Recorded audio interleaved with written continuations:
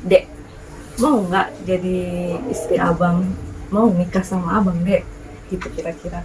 Terus si putri ini menjawab, "Hmm, baiklah, aku mau. Tapi aku punya satu persyaratan."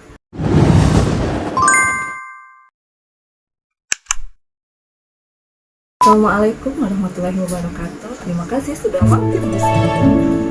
Hari ini aku akan membahas tentang sesuatu yang sedang viral. Apa itu? Kita bukan membahas tentang kasus penganiayaan anak pejabat yang mengendarai Rubicon. Tapi kali ini kita akan membahas tentang legenda Danau Toba, di mana saat ini tengah ada event besar yaitu F1 Powerboat Lake Toba. Tentunya hal itu membuat warga Sumatera Utara merasa bangga ya akan event besar tersebut. Terutama aku sebagai anak Medan merasa sangat bangga sekali dengan event yang bisa diadakan di sana. Kenapa aku bangga? Karena selama ini teman-temanku tuh sering nanya, kenapa sih di Medan itu kok jalanan itu semeraut sekali, nggak tertib, ada angkot, ada beca, ada motor, ada mobil. Kenapa waktu lampu hijau berhenti, waktu lampu merah jalan? Ya mungkin karena lampu merahnya belum merah kali ya kan. Oke, stop bahas masalah itu. Kali ini aku akan menceritakan tentang legenda Danau Toba. Tapi sebelumnya aku akan membagikan informasi penting dahulu terkait tentang event besar yang ada di Danau Toba saat ini. Danau Toba terletak di Provinsi Sumatera Utara dan dikelilingi oleh 7 kabupaten. Kabupaten itu meliputi Tobasa, Karo, Samosir, Dairi, Humbang Hasundutan, Simalungun, dan Tapanuli Utara. Danau yang memiliki pulau di tengah ini merupakan destinasi wisata yang sudah terkenal hingga ke mancanegara. Saat ini sedang berlangsung perhelatan akbar di Danau Toba, yaitu Danau Toba menjadi tuan rumah F1 H2O atau F1 Powerboat, di mana event tersebut berlangsung dari tanggal 24 sampai dengan 26 Februari 2023. F1 Powerboat merupakan ajang balap perahu cepat sedunia. Persiapan terus dilakukan pemerintah agar penyelenggaraan F1 Motorboat World Championship di Danau Toba berjalan sukses. Nah, alasan terpilihnya Danau Toba karena Danau Toba merupakan salah satu dari 5 destinasi pariwisata super prioritas dan untuk mengoptimalkan kembali Danau Toba agar lebih semakin dikenal di mata internasional. Salah satunya ya dengan menyelenggarakan event bergengsi ini.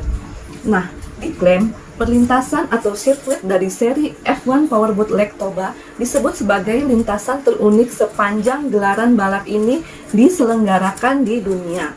Pasalnya, lintasan sepanjang 2,2 km ini terbentuk karena geografis Danau Toba sebagai danau vulkanik. Nah, itu tadi sekilas informasi yang ingin aku bagikan kepada kalian tentang event yang sangat menarik ini. Sekarang kita masuk ke legenda Danau Toba agar kalian semakin mengenal Danau Toba lebih dekat. Nah, Alkisah, pada zaman dahulu kala hiduplah seorang yatim piatu bernama Toba.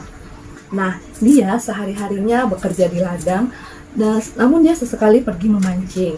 Hasil memancingnya itu kemudian dia bawa ke pasar untuk dijual, dan sebagian lagi dia bawa pulang untuk dia konsumsi. Pada suatu hari, pergilah Toba ini memancing di sungai seperti biasanya. Nah, pada saat memancing itu, tiba-tiba kailnya ini ditarik oleh ikan.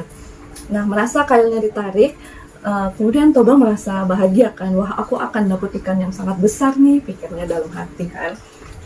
Nah, kemudian diangkatlah pancingnya, dan ternyata benar ia mendapatkan seekor ikan yang sangat besar ukurannya, dan terlihat aneh karena ikan itu memiliki sisik berwarna emas dan sangat berkilauan ketika terkena sinar matahari. Tidak lama kemudian, keajaiban pun terjadi. Tiba-tiba saja, ikan itu berubah menjadi seorang wanita dengan paras yang sangat cantik. Nah, kemudian Toba merasa terkejut kan melihat kejadian tersebut.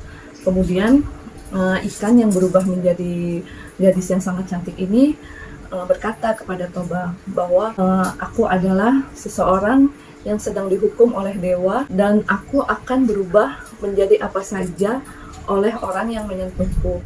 Karena yang menyentuhku adalah seorang manusia, maka aku berubah menjadi manusia. Tidak lama kemudian mereka saling berkenalan, dan gadis cantik ini bernama Putri. Kemudian mereka mengobrol hingga Toba merasa sangat tertarik dengan gadis cantik itu. Kemudian dia memberanikan diri untuk melamar gadis tersebut. Kira-kira dia ngomong gini, "Dek, mau nggak jadi istri abang? Mau nikah sama abang, Dek?" Gitu kira-kira. Terus si Putri ini menjawab, "Baiklah, aku mau. Tapi aku punya satu persyaratan." Terus Toba bilang lagi, "Apa itu, Dek?" "Abang janji akan memenuhinya." Kemudian Putri mengatakan, "Aku mau menikahimu, asal saja selamanya kamu tutup mulut tentang asal-usulku. Tidak boleh satu orang pun mengetahui bahwa aku adalah seekor ikan. Tidak boleh ada yang mengetahui asal-usulku." Kemudian Toba menyanggupi permintaan tersebut. Dia janji bahwa dia akan tutup mulut selamanya dan tidak akan memberitahukan kepada siapapun tentang asal-usul Putri. Singkat cerita, mereka menikah, kemudian mereka hidup bahagia walaupun mereka hidup dalam kesederhanaan. Kemudian mereka dikaruniai seorang anak laki-laki bernama Samosir. Samosir tumbuh menjadi anak yang sehat dan kuat. Namun sayangnya, Samosir ini memiliki sifat yang kurang baik. Dia tuh pemalas dan tidak mau membantu orang tuanya. Hari-harinya hanya dihabiskan dengan bermain, tidur, kemudian makan, ditambah lagi makannya itu sangat banyak, sehingga membuat Toba ini harus bekerja ekstra untuk memenuhi kebutuhan makan keluarganya.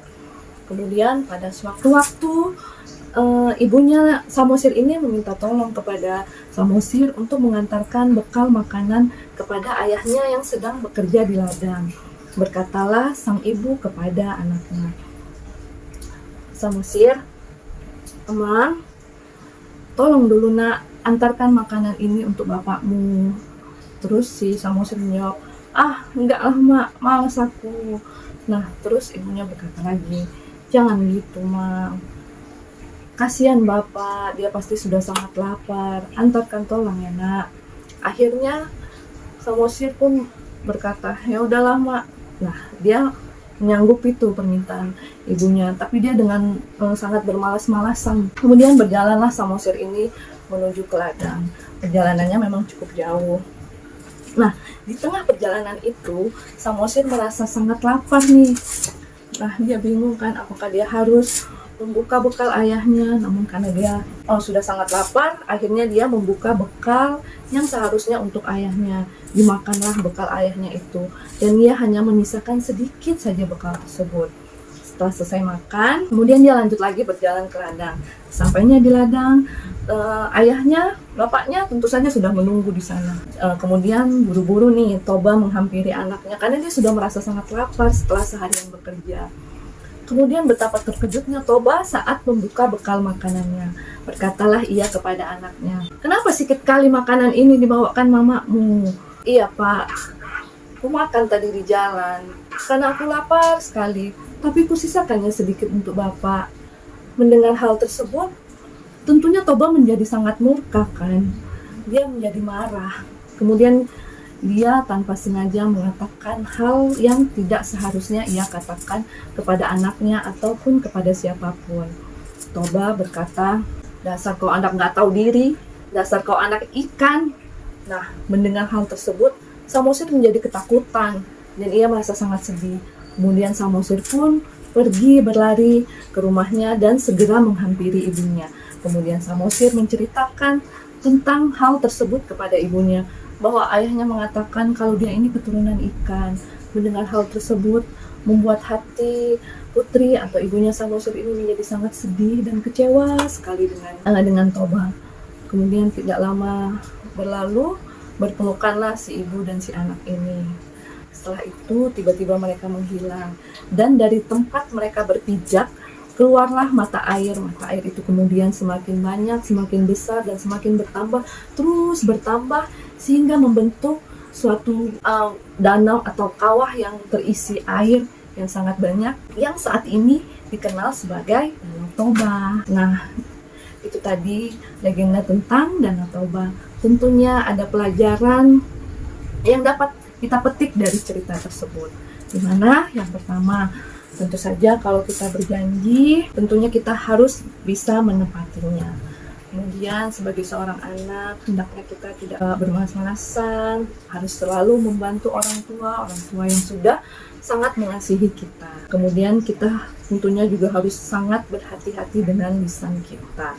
Legenda tentang Danau Toba ini masih terus ada ya sampai saat ini. Bahkan nih sampai saat ini sering tuh terdengar rumor bahwa penduduk sana itu sesekali tuh melihat ikan emas dengan ukuran yang sangat besar. Oke, baik. Demikian tadi legenda tentang Danau Toba dan ikan emas yang ada di sana. Semoga kita sama-sama bisa memetik pelajarannya dan kita semakin bangga nih dengan Danau Toba, dan jangan lupa untuk berkunjung ke Danau Toba, dan tentunya di sana telah dibangun fasilitas-fasilitas yang terbaik agar dapat menampung nih wisatawan-wisatawan asing yang berkunjung ke sana. Ditambah lagi pastinya ada perbaikan di Bandara Kuala Namu, di Bandara Silangit juga. Kalau kalian mau ke sana, bisa tuh mendarat di Bandara Silangit. Oke, demikian, sampai ketemu di video-video selanjutnya. Kalau kalian punya cerita yang ingin aku ceritakan, kalau kalian punya referensi cerita yang ingin aku ceritakan, boleh langsung email ke sini. Oke, sampai jumpa di video selanjutnya. Assalamualaikum.